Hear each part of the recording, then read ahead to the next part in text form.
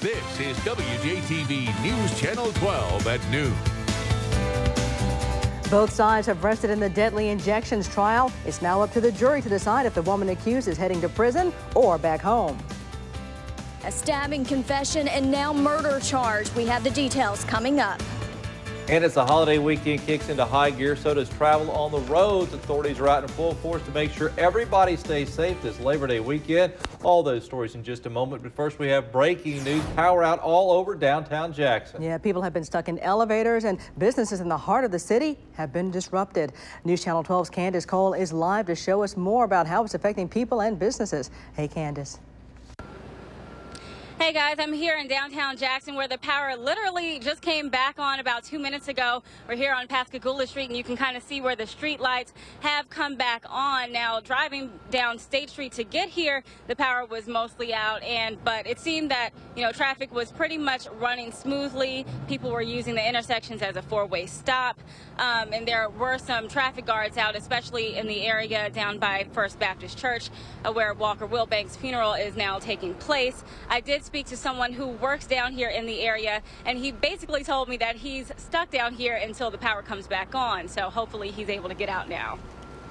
Actually, the place we park to work has a gate to it, and that's controlled with the electricity, so we can't leave until it's cut back on. Now, we did reach out to Mara Hartman with Entergy, who at the time told us that they had no idea what caused the power outage, so we hope to bring you more on that live in downtown Jackson. Candace Cole, WJTV News Channel 12.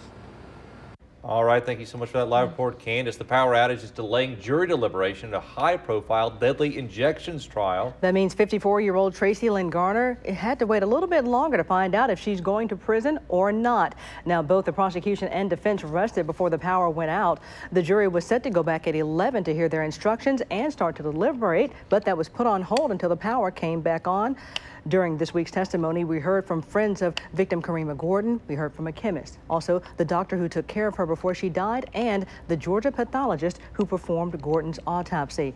Stay with News Channel 12 as we wait for deliberations to begin in this high-profile murder case. Also today at noon, police say a man confesses to stabbing his roommate at a Jackson retirement home. Charles Davis now behind bars. He's charged with murder. It happened on Briarwood Drive at the LaFleur Haven retirement community. That's where News Channel 12's Mallory Pullen has been all morning.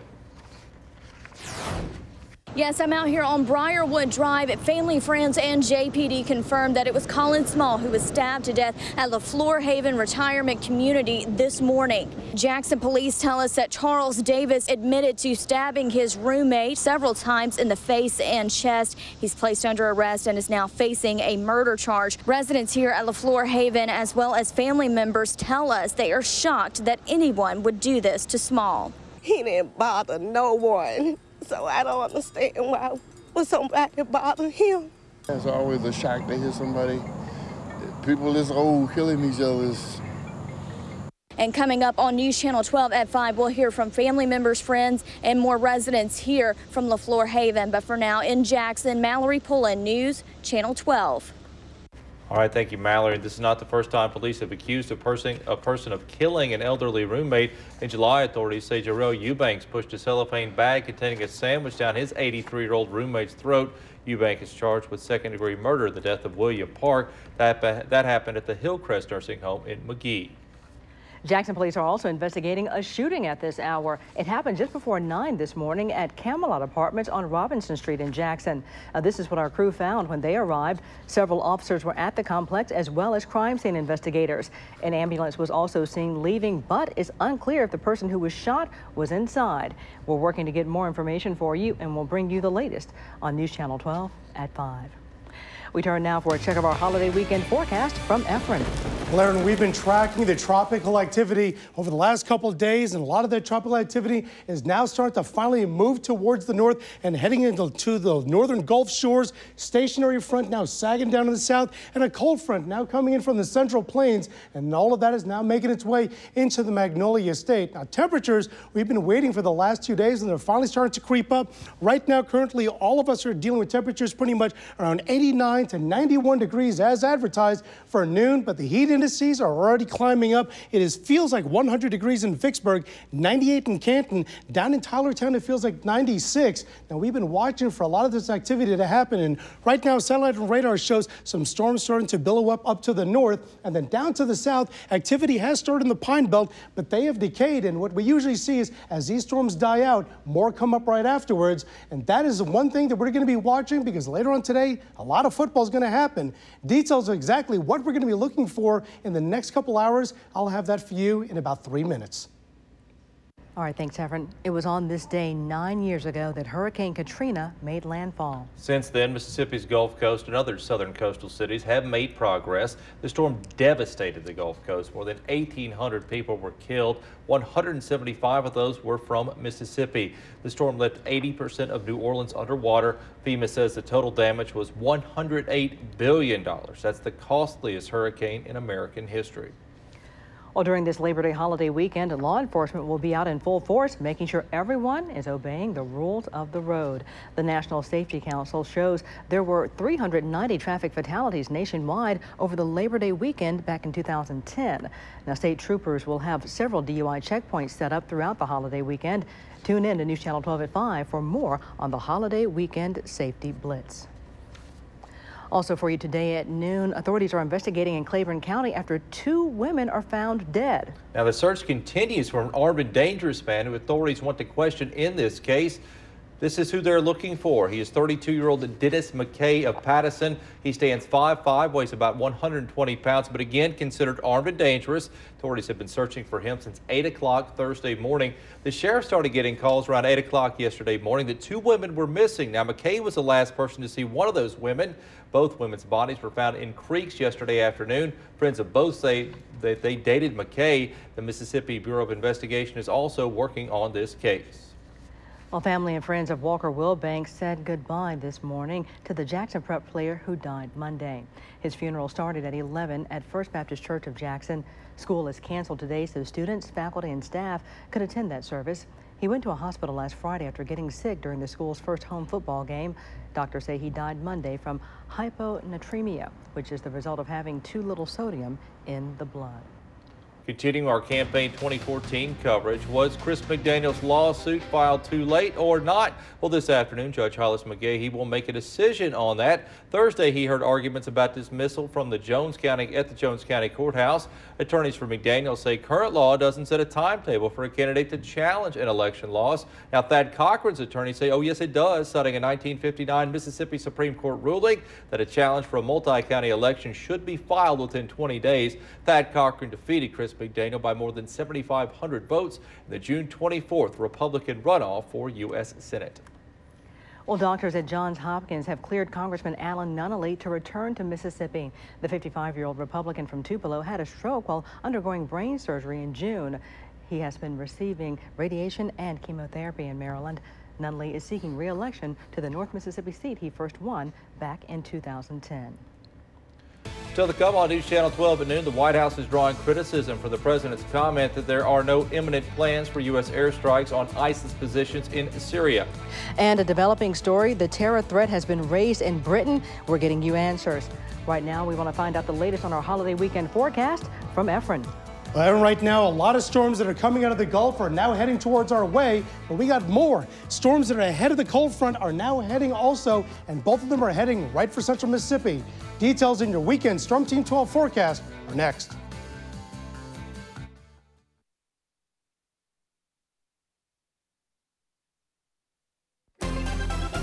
And now, your Storm Team 12 weather forecast with meteorologist Efren Afonte. Welcome back and welcome to Friday before Labor Day weekend. We've got Live IMAX 12 lit all up right now because showers and storms have already started developing. We've got a little cluster of storms that are now firing off just off to the west side of the bank of the Mississippi River, just to the west of Mayersville. These storms have a little bit of lightning. That's a little cluster that has built up. And then way down to the south, a storm that fired off just off the coast, just to the northwest of Biloxi has died out, but others have been developing and been watching very carefully for a lot of this development. Now, invisible satellite, these little speckles that we see in the northwest communities and down to the Pine Belt, this is development or initiation of cumulus clouds. And once these start to billow up, we wait for them to actually start matching up and start developing storm clouds, and they've already started up. Here's all the activity down in the Gulf now, making its way through the southeast parishes shores of Louisiana and eventually into the Mississippi shoreline. But a lot of rain, a lot of storms is basically up and down the entire central U.S. from the Gulf all the way to Minneapolis. If you're flying out today or know somebody's flying out, definitely check the airlines, because very likely this entire line of storms is going to cause a lot of airline delays going into this afternoon. Now, right now, here in Jackson, as advertised, 90 degrees at noon, a little bit of cloud coverage and more to come. Dew points at 66 degrees, but that is going to be going up just as well with more moisture returning from the Gulf. Temperatures around the state are pretty much uniform, 89 to 91 degrees throughout the state, but the heat indices are going to be one factor, because our temperatures are going to be in the lower to mid 90s, a little bit cooler down where we expect a little bit more rain. But by this afternoon, heat indices approaching, if not over 100 degrees, especially in Vicksburg, as well as Rolling Fork, Yazoo City, and Canton, as well as here in the capital city. So we are targeting still 94 degrees as a high, heat index possibly up to 99 degrees, a 20% chance for storms for this afternoon. Then overnight tonight, we'll continue with a 20% chance for some lingering showers, a low of 74 degrees. Overnight, everyone pretty much is going to be in the lower to mid 70s for lows. On satellite and radar, there's all the activity that is making its way to the west side of Mississippi, and then all the Gulf moisture coming up. Our next weather maker shows as we progress through the afternoon, showers can develop, but it's not going to be a lot, and will certainly be out of here by later on tonight. Now, we start off tomorrow morning, though, with a lot of cloud coverage. And the big picture of what we're looking at tomorrow, there's going to be a lot of rain, folks. By 9 o'clock, storms start firing down to the south and then spill right through the entire state, anywhere from Beaumont, Texas, all the way across to Destin. Could see some showers and thunderstorms, and in the ocean could be a lot of riptide currents. And then we might catch a break, especially with football games starting off in Jackson as well as in Starkville and in Itabena as well. So beware that we may catch a break, but bring the rain gear nevertheless. Going to Sunday, we'll have a little of a break, but unfortunately, it's going to start all over again. Showers and storms develop from the upper Delta all the way down just to the north of the Trace Parkway, continuing right through the afternoon and evening, and then we catch a little bit of a break when it comes to Monday morning. So keep in mind, we have a 20% chance of showers and storms today, a 70% chance for showers and thunderstorms on Saturday, localized heavy flooding possibly from 2 to 4 inches of downpour just from the morning alone, 30% on Sunday, maybe a little bit of break Labor Day Monday at 20%.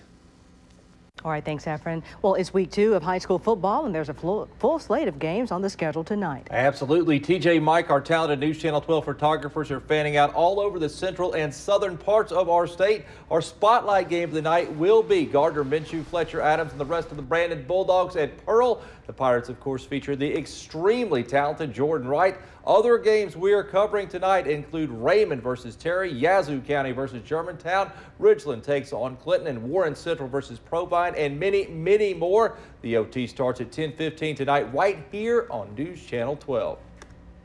Well, coming up on News Channel 12 at noon, the president is being criticized after saying there's no strategy in place to fight the ISIS terror group.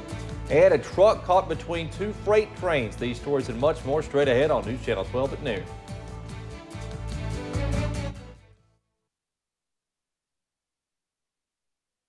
This is WJTV News Channel 12 at noon. Welcome back, everyone. With surveillance flights already underway, speculation is that the U.S. will soon launch airstrikes against ISIS strongholds in Syria. President Obama says there aren't any plans for military action. Tara Mercer joins us with more on reaction from Capitol Hill. President Obama says the U.S. isn't prepared to carry out airstrikes on ISIS targets in Syria. We don't have a strategy yet. That comment drew swift criticism from Republican lawmakers who say the Sunni militant group poses a great danger to Americans. To have a press conference to say we don't have a strategy was really shocking given the severity of the threat. The White House is walking back the comment, saying the president was simply saying the Pentagon is still working on plans for any military action. I've directed Secretary Hagel and our Joint Chiefs of Staff to prepare a range of options. President President Obama says if he decides on military action in Syria, he will consult with Congress. He's also talking to regional allies and dispatching Secretary of State John Kerry to the Middle East. In order for us to degrade ISIL over the long term, we're going to have to build a regional strategy. Now, we're not going to do that alone. Friday, ISIS prompted Britain to raise its terror threat level to severe, indicating a terrorist attack is highly likely, even though there's no specific threat. Tara Mergener, WJTV News Channel 12. Thank you, Tara. The United Nations says the fighting in Syria has driven 3 million people out of their homes into nearby countries. In Texas, a truck got stuck between two freight trains in the Dallas area. That was earlier this morning. Firefighters had to use the jaws of life to free the victim out of that truck. That person was taken to the hospital. No word yet on what exactly caused that accident. Well, it's a story that we first told you about on News Channel 12 at noon yesterday. Comedian Joan Rivers is still in the hospital after going into cardiac arrest. The 81-year-old is recovering at a New York hospital after being rushed there from a doctor's office where she was having an outpatient procedure. Her daughter released a statement overnight saying Rivers is resting comfortably, but she did not elaborate on her condition. Take a look at this. An early morning volcanic eruption in New Guinea causes several communities to evacuate and some international flights to be diverted. Residents say near a half of ash-covered areas surrounding the volcano. I think there's about a half a mile worth of ash cover surrounding the volcano. And another one here in Iceland. An aviation warning is being raised after a small eruption was detected near a volcano. No ash has been seen and very little explosive activity has been recorded. Up next, researchers are rolling out a new drug trial for the deadly Ebola virus. We're getting you healthy answers right after the break. But for now, here's a look at what's coming up on News Channel 12 in prime time.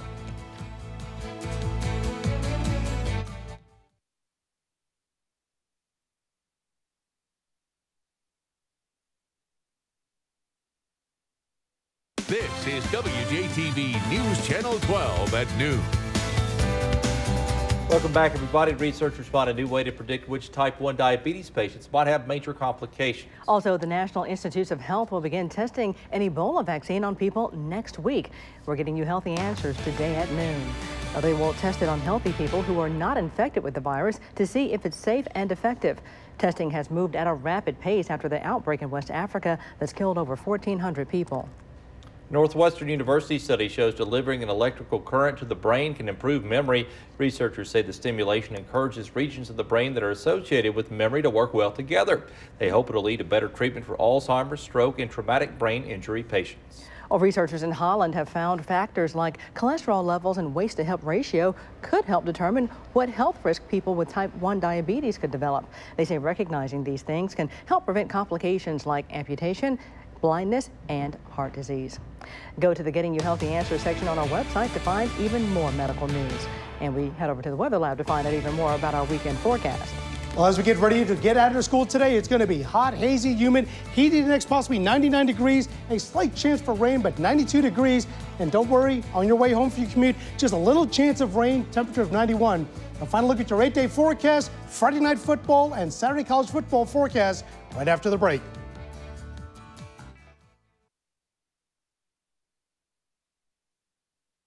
This is WJTV News Channel 12 at noon.